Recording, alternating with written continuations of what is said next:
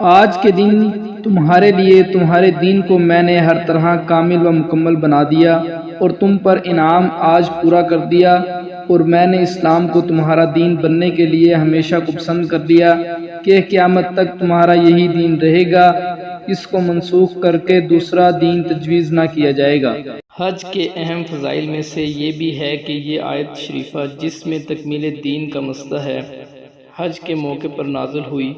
امام غزالی رحمۃ اللہ علیہ نے احیاء میں لکھا ہے کہ حج اسلام کے بنیادی ارکان میں ہے، اس پر ارکان کا اختتام ہوا ہے اور اسی پر اسلام کی تکمیل و تتمیم ہوئی ہے۔ اس میں آیت الیوم اکملت لکم نازل ہوئی ہے۔ ایک حدیث میں آیا ہے کہ یہود کے بعض علماء نے حضرت عمر رضی اللہ تعالی عنہ سے عرض کیا کہ تم قرآن پاک میں ایک آیت پڑھتے ہو، اگر وہ آیت ہم پر نازل ہوتی تو ہم اس دن کو عید کا دن بناتے، یعنی سالگرہ کے طور پر اس دن کو خوشی مناتے۔ حضرت عمر رضی اللہ تعالی عنہ نے ارشاد فرمایا کہ وہ کون سی آیت ہے؟ انہوں نے عرض کیا الیوم اکملت لکم۔ حضرت عمر رضی اللہ تعالی عنہ نے فرمایا کہ مجھے معلوم ہے کہ یہ کس دن اور کہاں نازل ہوئی۔ ہمارے یہاں اس وقت دو عیدیں جمع تھیں، ایک جمعہ کا دن کہ وہ بھی مسلمانوں کے لیے منزلہ عید کے دن کے ہے، دوسرا عرفہ کا دن کہ وہ بھی بالخصوص حاجی کے لیے عید کا دن ہے۔ حضرت عمر رضی اللہ تعالی عنہ فرمایا کہ یہ آیت جمعہ کے دن شام کے وقت عصر کے بعد جبکہ حضور اقدس صلی اللہ علیہ وآلہ وسلم عرفات کے میدان میں اپنی اونٹنی پر تشریف فرما تھے نازل ہوئی۔ در حقیقت یہ بڑا مسئلہ ہے جو اس آیت شریفہ میں سنایا گیا۔ ایک حدیث میں آیا ہے کہ اس آیت شریفہ کے بعد علت و حرمت کے بارے میں کوئی جدید حکم نازل نہیں ہوا۔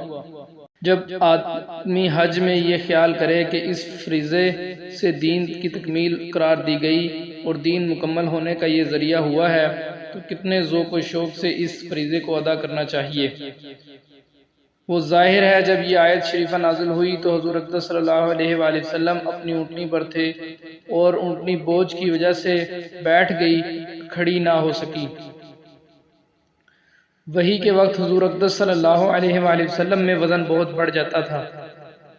حضرت عائشہ فرماتی ہیں کہ جب حضور صلی اللہ علیہ وآلہ وسلم اونٹنی پر ہوتے اور وحی نازل ہوتی تو وہ اونٹنی اپنی گردن گرا دیتی اور جب تک وحی ختم نہ ہوتی حرکت نہ کر سکتی تھی۔ حضرت عبداللہ بن عمر رضی اللہ تعالی عنہ حضور صلی اللہ علیہ وسلم کا ارشاد نقل کرتے ہیں کہ جب وحی نازل ہوتی ہے تو مجھے یہ خیال ہوتا ہے کہ میری جان نکل جائے گی۔